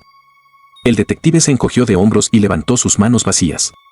Era una respuesta. ¿Cómo iba a estar desarmado Harry Dexter en la proximidad de semejante monstruo? El detective se decidió entonces de repente. Su mano se apoyó con fuerza en la espalda de su ayudante y luego, bruscamente, lo empujó hasta que franquearon juntos. La puerta abierta. Se le saluda, señor Taylor. El juez Taylor, que estaba junto a una chimenea de mármol negro sobre la que había un candelabro con 4 velas encendidas, se dio la vuelta rápidamente. «Oh, ¿es usted, señor Dixon?». Había un poco de sorpresa, un poco de ironía también en sus ojos vivarachos. Harry Dixon avanzó por la habitación y tomó asiento en uno de los sillones. «¿Me permite, señor juez?». «Como guste, señor Dixon. Tiene usted tanto derecho como yo para estar aquí, puesto que ninguno de los dos nos encontramos en nuestra casa». «Va», contestó el detective con cierto tono amable, «esas son cosas bastante frecuentes en nuestras profesiones, tanto en la mía como en la suya, señor Taylor». «¿No me pregunta lo que estoy haciendo aquí?». «No, señor Taylor». «¿Por qué no?». «Porque usted no es un criminal y porque tampoco sospecho que vaya a hacerlo. No tengo ningún derecho, por consiguiente, para preguntarle sobre el motivo de su presencia en estos lugares. Eso está expuesto muy hábilmente». Taylor sacó un cigarrillo y lo encendió cuidadosamente en una de las llamitas del candelabro. «¿No fuma usted, señor Dixon?», preguntó. «En pipa, pero ahora no». Eso significa que no considera necesario reflexionar en estos momentos, si no habría recurrido a su tradicional cachimba. «Es muy posible, señor juez». Hubo un silencio ligeramente embarazoso después de aquellos intercambios de frases. «¿Piensa que espero a alguien, señor Dixon?». «Usted mismo acaba de decirlo, señor juez». «Yo no pienso nada por ahora», replicó el detective, sonriendo. «Bien, espero a alguien, en efecto». «¿De veras?». «Para confesárselo todo, señor juez, yo también espero a alguien». «¿Aquí?». «Exactamente, aquí». «¿Me permite que aguarde un poco?». El juez inclinó la cabeza, pero una mueca nerviosa distendió su boca. «Claro, claro», murmuró. Podía adivinarse que sus pensamientos estaban ausentes. Tiró el cigarrillo apagado y, con una mano un poco menos firme que la primera vez, encendió otro a continuación. En ese momento, Harry Dexter notó que el juez aguzaba el oído. Un ligero rumor de pasos acababa de escucharse en la mansión. «Señor Dixon». «Señor juez. Le ruego que se retire, le doy mi palabra de honor que la persona que espero no tiene nada que ver con el asunto que lo ocupa». Harry Dixon se acarició el mentón con aire pensativo. «Lamentaría mucho, señor juez, mostrarme más bien grosero, pero rehúso». «¿Lo dice en serio?». El detective movió la cara afirmativamente. «Muy bien», dijo el juez. «En ese caso, solo me queda una cosa que hacer. Lo lamento, pero confío en que usted lo comprenderá más tarde y aprobará mi actitud». «Deténgase», gritó de pronto Harry Dexter. Demasiado tarde. Todo ocurrió con la rapidez del rayo. El juez Taylor había levantado con toda velocidad la mano a la altura de su frente y retumbó una detonación. Los 2 detectives se precipitaron sobre él, pero el anciano ya se había desplomado. «Lo siento, señor Dixon, créame», hipó Taylor con un hilo de voz. No dijo más. Un raudal de sangre brotaba de su sien agujereada. Estaba muerto. Anonadados por aquel imprevisible suceso, Harry Dexter y su ayudante contemplaban en silencio el cuerpo inerte tendido a sus pies. Tom Wills fue el primero que volvió a conectar con la realidad. No olvide que, en el momento en que este desdichado se daba muerte, alguien andaba por la casa. Harry Dixon sacudió la cabeza como saliendo de un mal sueño. «Esa persona ya habrá tenido tiempo de huir», murmuró, alertada por el disparo. Las palabras se le helaron en los labios. Instintivamente, Tom Wills acababa de agarrarse a su brazo y lo arrastraba contra la pared. Una voz maravillosa, cálida, de una belleza casi irreal, se expandía por el castillo recién invadido por las primeras sombras. La voz se aproximaba rápidamente, la criatura que cantaba aquel himno sobrehumano debía de estar muy cerca. Tom Wills vio a Harry Dexter sacar su pistola y él hizo lo mismo. La voz estaba cada vez más próxima, había alcanzado un increíble registro agudo, sin perder por ello un ápice de su pureza. Se la habría creído sumida en algún lugar al fondo del cielo, emitida por una garganta aérea imposible de imaginar. Harry Dixon se encogió sobre sí mismo, como un tigre a punto de dar un salto. En sus ojos brillaba una llamita verde, inquietante y agitada. La voz iba perdiendo altura, las notas pasaban a un tono más grave. El monstruoso cantante debía de haberse quedado quieto, las notas se volvían más titubeantes y quejumbrosas, como llenas de recelo y alarma. «Vamos», ordenó Dixon. Los dos se lanzaron afuera de la trágica habitación, irrumpiendo en la sala de armas. Como ya dijimos, reinaba allí una penumbra verdosa, proveniente de los árboles que tapizaban externamente las ventanas. Con la ayuda del crepúsculo, todo estaba ya casi convertido en tinieblas. Al principio no vieron nada, pero después de unos momentos Tom Wells dejó escapar un grito de terror. «¡Cuidado!». Una mole oscura cayó entre ellos, tan cerca que sintieron el desplazamiento del aire. Enseguida retumbó un enorme estruendo. Tom emitió un sordo gemido y cayó de rodillas, levantando una mano herida. «Tom, ¿está herido?», se inquietó Dixon. El muchacho sacudió la cabeza. «Un desgarrón en la muñeca. Algo me ha cortado. Mi pistola ha rodado lejos». La gran sala se había vuelto silenciosa. El misterioso cantante parecía haber desaparecido a toda prisa, dejando un negro vacío tras él. «Vamos a alcanzarlo», gritó Tom. Harry Dixon hizo un gesto desesperado. Él conoce mucho mejor que nosotros, sin duda, los escondrijos de este nido de ratas y víboras y supongo que por el momento debe andar lejos de aquí. Contempló la pesada masa que había estado a punto de matarlos a los dos, un inmenso pedrusco que debía pesar no menos de 80 libras. «Maldita sea», refunfuñó Harry Dixon. «¿Quién puede ser capaz de lanzar semejante mole de granito como si se tratara de una simple bola de nieve?». El detective encontró un amplio tapete de mesa y cubrió el cadáver del juez Taylor, cuya sangre seguía fluyendo por el piso. «Haber estado tan cerca», se lamentó Tom Wells. Miró al muerto y preguntó a media voz: «¿Por qué se habrá matado?». Harry Dixon permaneció en silencio. Tom prosiguió: «Si el vampiro ha cantado, se podría pensar que existe un segundo cadáver, ya que el monstruo no canta sino después de cometer su crimen». Dixon apretó con fuerza el brazo de su compañero. «Vamos a ver». Exploraron el castillo con toda la prudencia recomendada por una vecindad tan espantable como la del vampiro, pero no encontraron nada. Harry Dixon renunció al fin y decidió abandonar aquel maldito lugar. «Tom», dijo, «usted me preguntó hace poco por qué se había matado el juez Taylor. Dudo que sepa responder todavía a esa pregunta, pero he descubierto otra cosa». Se tomó algún tiempo antes de continuar, como si aún reflexionase, y dijo después con una voz clara y solemne: «De momento, ya sé por qué el misterioso vampiro canta». Capítulo 5. Sir Crookshanks. La mañana del día siguiente estuvo consagrada a realizar numerosas formalidades. Dixon tuvo que asistir, entre otras cosas, a la transferencia de poderes del alcalde difunto en la persona de uno de los concejales de la villa, M.R. Harris Spencer, hombre taciturno y malcarado, cuya única preocupación parecía ser la de perder inútilmente su tiempo y hacérselo perder a los demás. A continuación el detective se vio obligado a aceptar comer en su compañía en una triste y espaciosa casa situada en la parte alta de la villa, donde Spencer le hizo unos prolongados honores. Como era de esperar, se habló del asunto y el nuevo alcalde emitió algunos diagnósticos de una simpleza excepcional. No creía en el vampiro, por lo pronto. Iba a doblar, a triplicar las fuerzas policíacas si hacía falta. Contaba con hacer arrestar de nuevo a aquel insoportable Tronch, el cual le había puesto una vez la zarpa encima con sus sucias patrañas. «Permítame rogarle que no haga nada al respecto, señor alcalde», dijo secamente Harry Dixon. «Llamo su atención sobre el hecho de que yo soy ahora el jefe de la policía de Marlwood, señor», respondió el alcalde con altivez.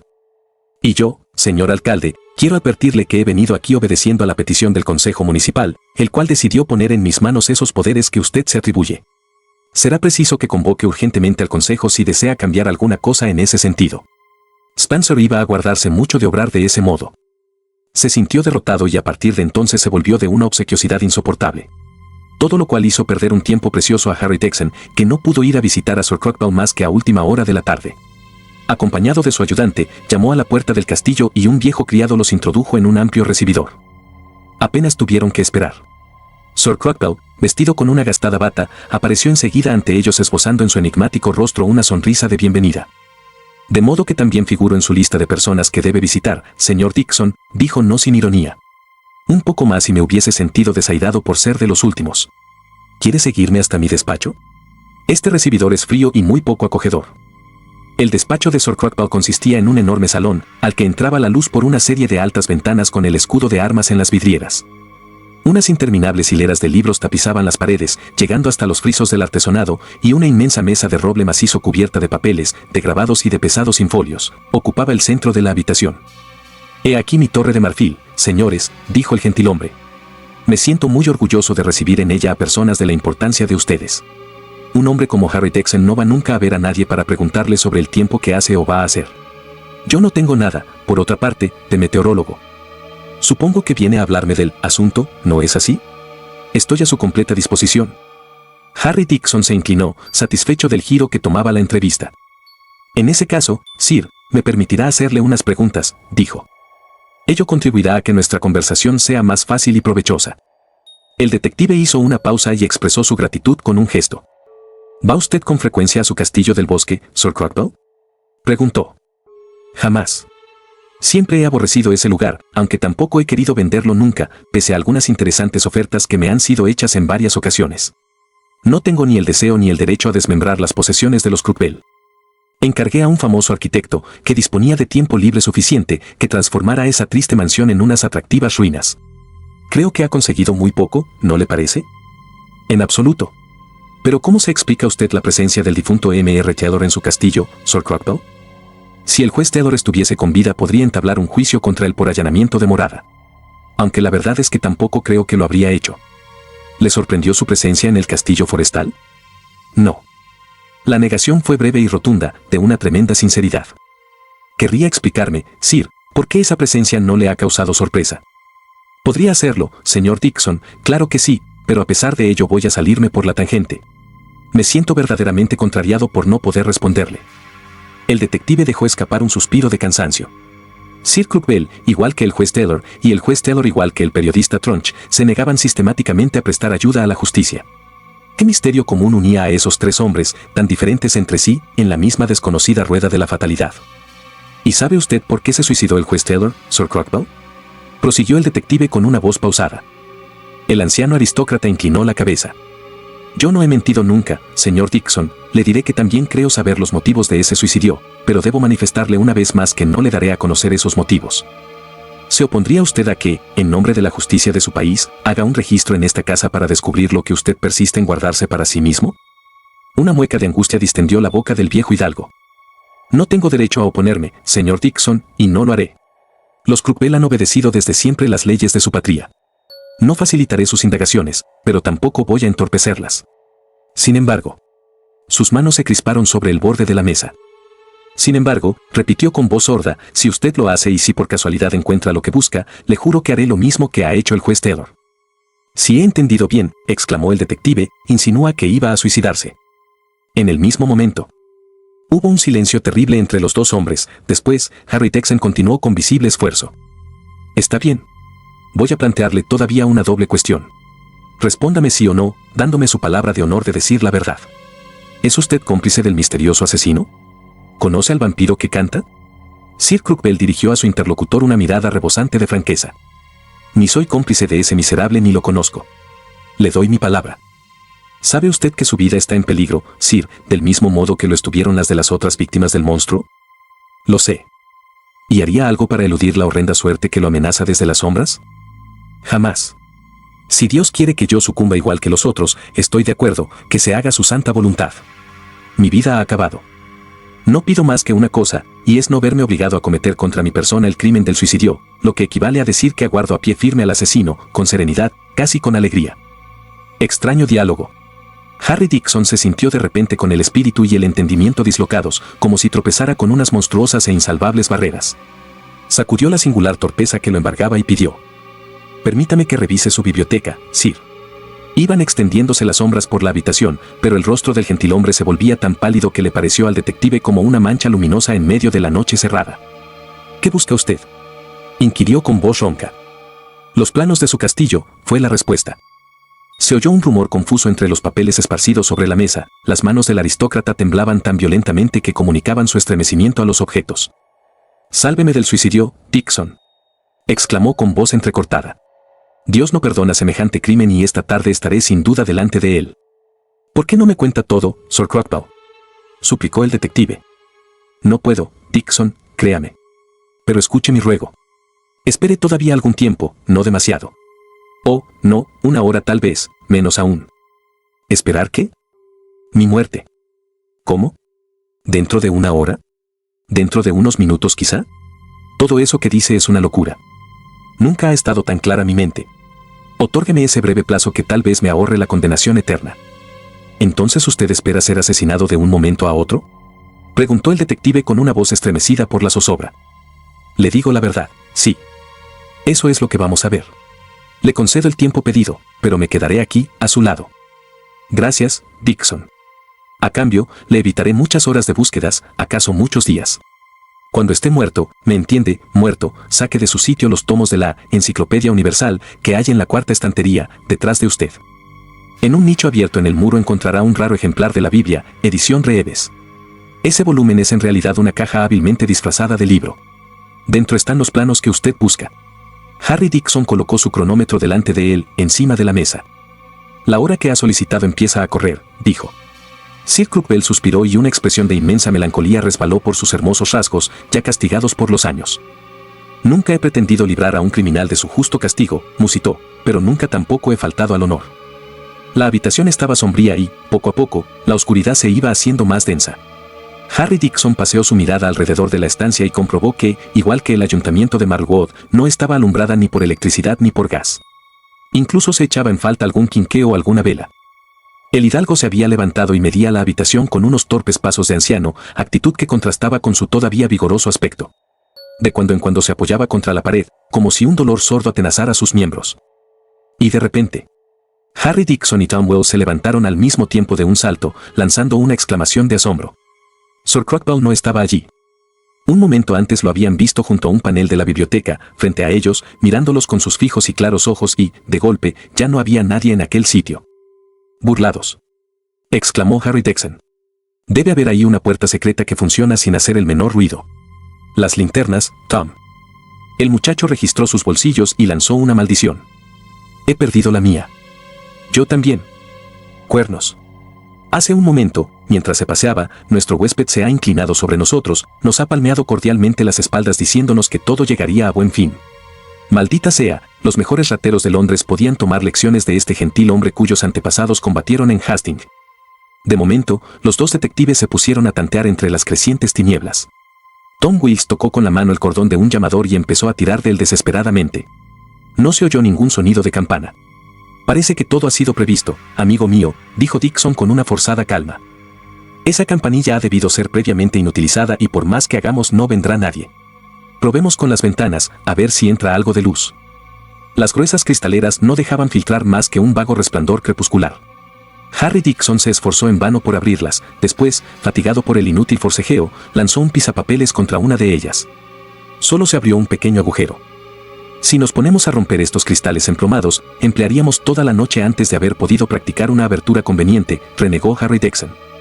«Hagamos unas antorchas», gritó Tom. «Bravo por haber descubierto ese huevo de Colón, amigo mío».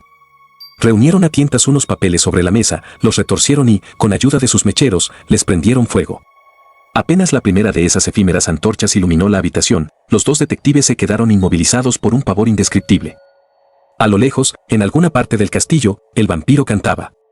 Harry Dixon se lanzó contra la puerta y, seguido de Tom, se internó por una galería, abierta ante ellos como un océano de tinieblas que las débiles pavesas apenas rompían. La trágica canción se elevaba ahora en la distancia con un acento de salvaje triunfo. Sir Crookwell ha muerto. Dixon y Tom comenzaron a dar traspiés entre una oscuridad que podía cortarse con un cuchillo, ya que sus antorchas se habían consumido rápidamente.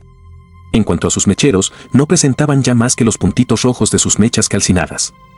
Al fin, vieron revolotear a lo lejos unos tímidos resplandores. «Por aquí», exclamó Harry Dixon. Dos criados, levantando en alto sendos candelabros encendidos, acudían con pasos apresurados. «Sir Crookwell nos dijo», comenzaron, el detective les arrancó de las manos los candelabros y se puso a dar vueltas como un demente, profiriendo sordas amenazas. «Sir Crookwell nos dijo», continuó uno de los criados, «que usted debía pasar a la antigua sala de justicia del castillo». «Todo estaba previsto», repitió el detective. Y dirigiéndose a los servidores, añadió al punto. «Muéstrenos el camino. Y considérense como detenidos. Quedan arrestados los dos. A la menor tentativa de fuga dispararemos». «Bien, señor», respondió con calma el más viejo de los criados. «Nosotros hemos obedecido a Sir Crookwell». Haga lo que mejor le parezca. La sala de justicia era una especie de subterráneo decorado con unos muebles sólidos y severos. Estaba brillantemente iluminado por 2 candelabros de 7 brazos, colocados sobre una mesa negra junto a la que yacía Sir Crockwell con la garganta abierta, el semblante sereno. Hacía algún tiempo que el silencio se había restaurado y que el invisible vampiro no cantaba. Que Dios sea su único juez, murmuró Harry Dexter embargado por un profundo terror. Se volvió luego hacia Tom y dijo: hemos cometido una imperdonable necedad, muchacho, acudiendo aquí como unos insensatos. Hay 20 probabilidades contra una de que se hayan llevado los planos. Efectivamente, jefe, respondió Tom Wells, se los han llevado, pero he sido yo. Harry Dixon estuvo a punto de abrazar a su ayudante. Capítulo 6. La señora Prettyfield. Harry Dixon no se había acostado. Estuvo trabajando toda la noche, volcado sobre los planos del castillo de los Crockwell. Cuando Tom Wells abrió los ojos, el sol acariciaba las ventanas, desplazando las últimas brumas del amanecer. Su jefe, con los rasgos un poco tensos por el insomnio, lo acogió con una amplia sonrisa.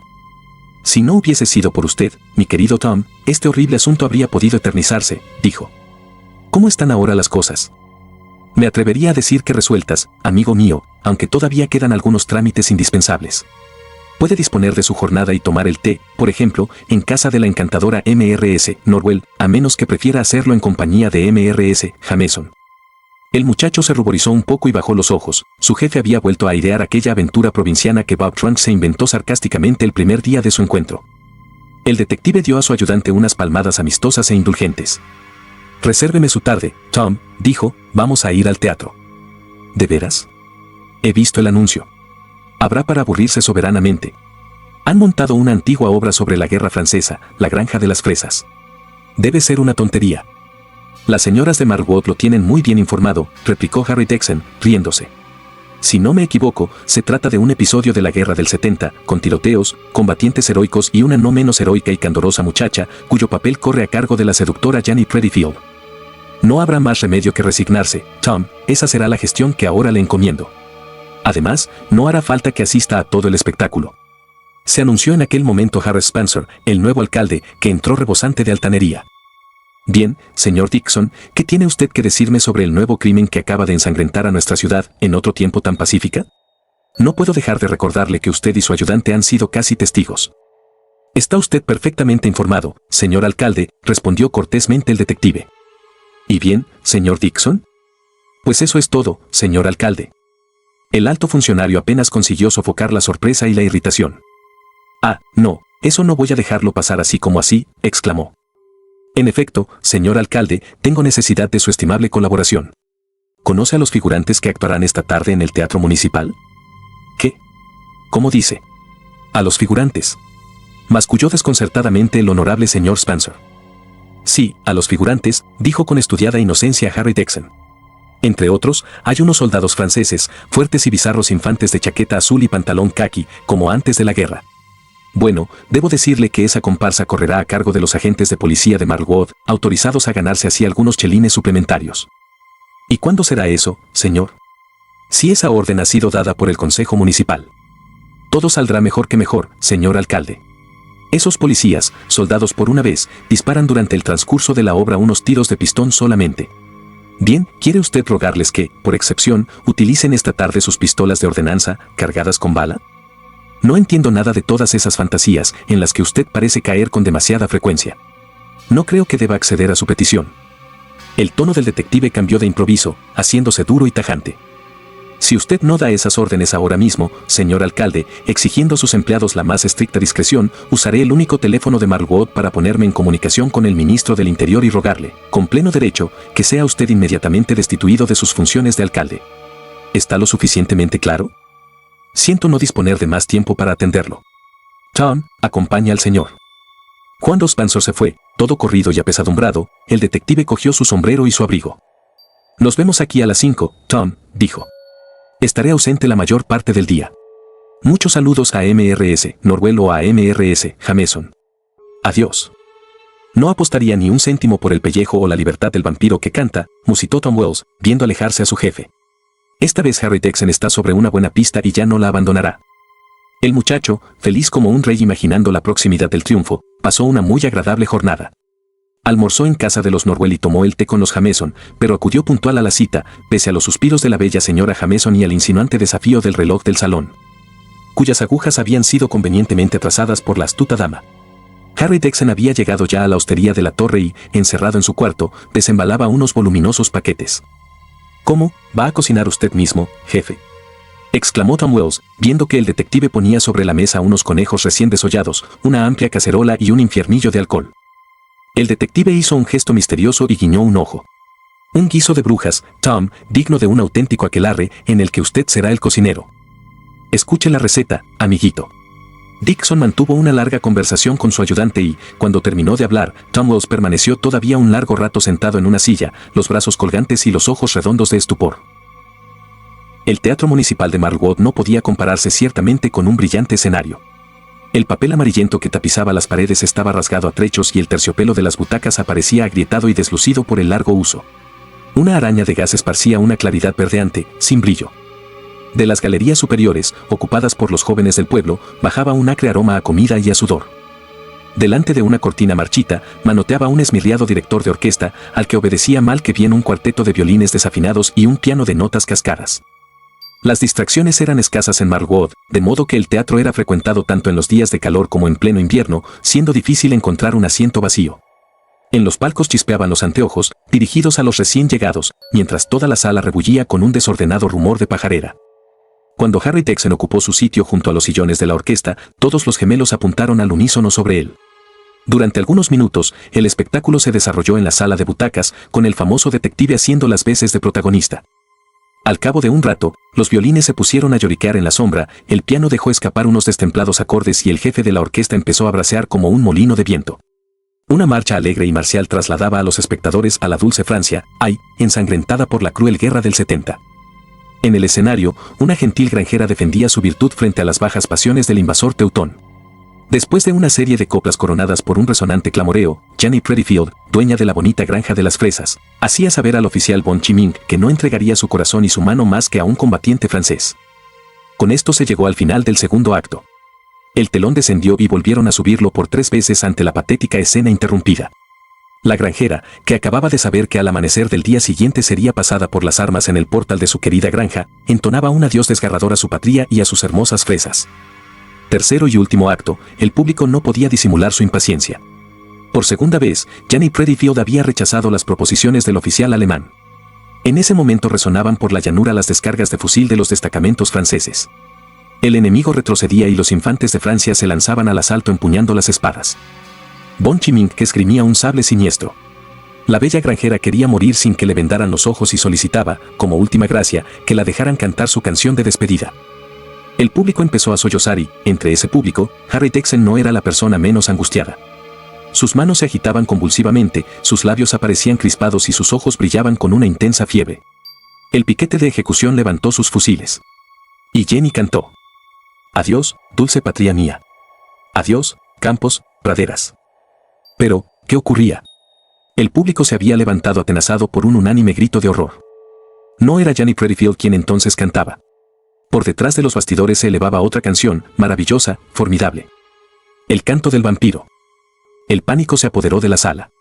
De súbito, una voz tronó por encima de la orquesta y de la pavorosa confusión, la voz de Harry Dexter. Que nadie se mueva de su sitio. El tiempo de los crímenes ha terminado. El vampiro no puede hacer nada contra ustedes. Saltó sobre la tarima de la orquesta, franqueó la barandilla luminosa y subió al escenario, donde lo rodearon al punto un grupo de soldados franceses, pistola en mano. ¿Dónde estaba la heroica Janie Prettyfield? Nadie la había visto. Los fusiles de los verdugos alemanes apuntaban al vacío. El detective no pareció preocuparse por ello. Gritó una orden tajante: «A los sótanos, a todo correr». El detective y los figurantes empujaron a los actores, rompieron los decorados, revolvieron entre los telones. De pronto se alzó desde la parte baja del teatro un grito escalofriante y, casi al mismo tiempo, el canto del monstruo desconocido ascendió en una nota de inaudito triunfo. «¡Maldición!», rugió Harry Dexter. «La ha matado». Bajó a saltos una escalera de piedra que conducía al sótano. Un hombre se interpuso ante él. Los policías figurantes lanzaron una exclamación de pánico y levantaron sus armas. El hombre tenía las manos rojas de sangre. Era Tom Wells. «No disparen», exclamó Harry Dexter. «Y no se alarmen, no es más que sangre de conejo». Alcanzaron el último peldaño de la escalera y atravesaron un corredor iluminado por una minúscula lamparilla de gas. Al fondo había otra escalera que conducía a una bodeguita alumbrada por un farol humeante. «Cuidado», gritó el detective. «Si intenta atacar, disparen todos y apunten a la cabeza. Tiene una fuerza terrible». Pero él no atacó.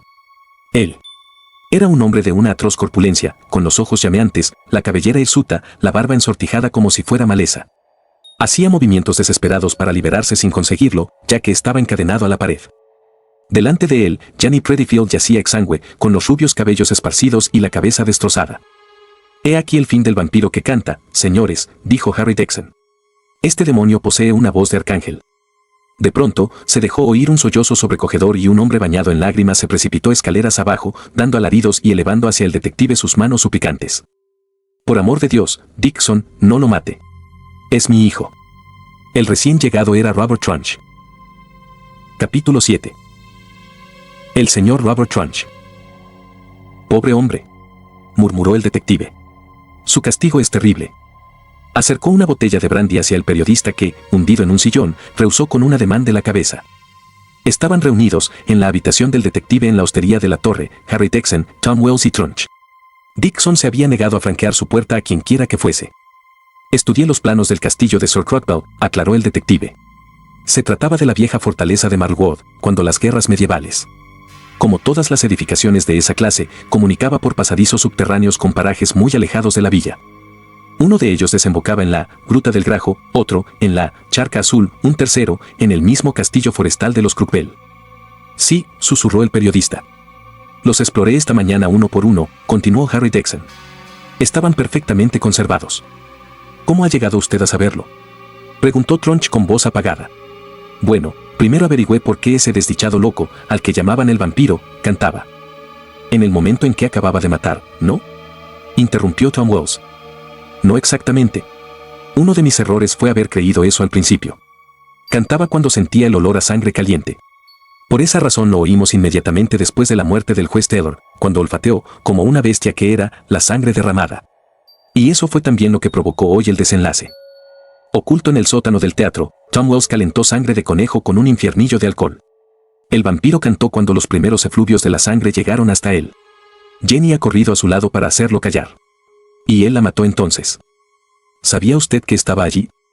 Por lo menos sabía que también el teatro se comunicaba subterráneamente con el castillo. Igual que sabía, por el descubrimiento de numerosas señales y de algunos objetos perdidos en los pasadizos secretos, que era lo que conducía al monstruo hasta sus víctimas. «¡Ay de mí!», gimió Bob Trunch cubriéndose el rostro. «Creo haberle dicho bastante, amigo mío», continuó el detective. «¿Quiere usted hablar ahora?». El periodista no rehusó esta vez la ayuda de un estimulante vaso de brandy. Bebió un largo trago y pareció recobrar parte del vigor perdido. «Gianni Predifield y yo nos conocimos en Londres, en nuestra juventud. Yo era estudiante, ella era una artista secundaria en un teatro popular de Drury Lane.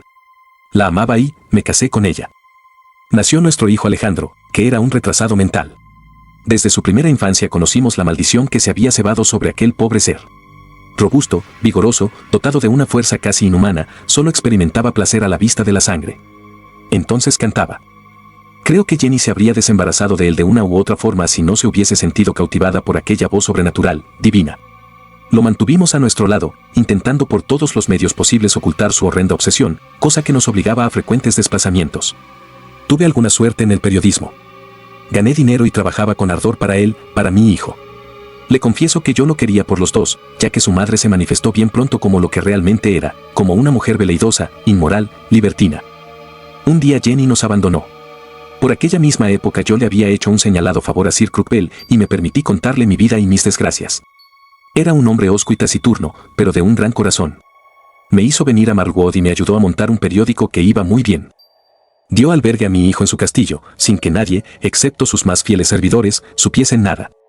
Corrieron tiempos de relativa tranquilidad, hasta que de pronto reapareció Gianni Predifield, exigiendo su puesto en el hogar. Le expliqué que eso significaría la ruina de mi carrera e incluso la miseria, si la puritana ciudad de Marlwood se ponía al corriente de nuestra unión, ya que la reputación de mi esposa era execrable.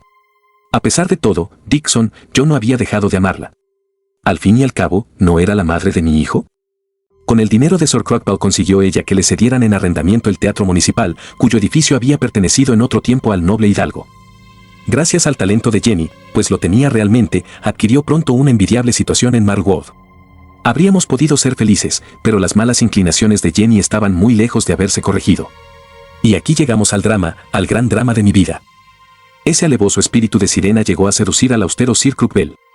Se convirtió en su amante. Él se reprochó toda su vida ese pecado, sufriendo con toda su alma de hombre profundamente religioso. Pero Jenny, la hechicera, lo tenía bien atrapado. Consiguió lo que quiso. Tronch se interrumpió para recurrir de nuevo al brandy. Luego continuó. Jenny llegó hasta a hacerse beneficiaria en el testamento de Sir Crookwell. Pero pasó el tiempo y, de repente, un escándalo estuvo a punto de estallar. Ella no se había limitado a sus relaciones con el aristócrata, sino que también se había enredado con varios personajes del pueblo. Hinckley, Lorman, el juez Taylor, Tapley y Corys, el único que escapó de la muerte que se abatió tan horriblemente sobre los otros, apuntó Harry Dexon.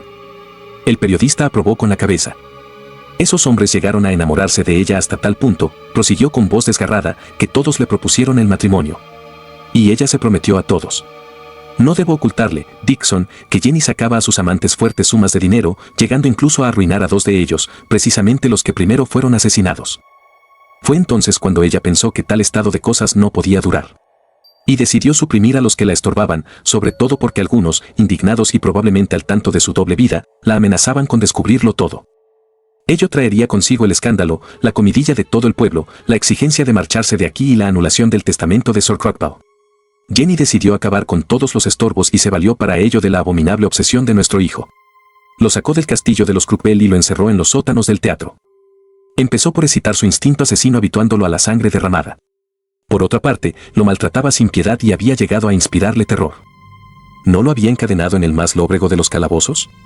Por los pasadizos secretos lo conducía hacia los parajes del bosque donde había citado previamente a sus víctimas. Pero usted, insinuó Tom Wells. Yo la amaba, la amaba. Soy un hombre tan débil bajo mis agresivas apariencias. Sollozó Tronch. Sin embargo, Tapley, Taylor y Crookwell debían estar enterados, convino Harry Dexon. Sí, pero eran hombres de honor. Y además la amaban tan intensamente como yo y jamás habrían aceptado enviarla al patíbulo. Han preferido morir. Únicamente Corys, que es un ser bastante ruin, no debía saber nada, y eso es sin duda lo que lo ha salvado. Por otra parte, también era el más rico y el más desprendido. El periodista sonrió amargamente. A pesar de todo, ella me quería a su manera. Por lo demás, ¿qué voy a decirle que ella no estuviese decidida a hacer? Pero debió esperar.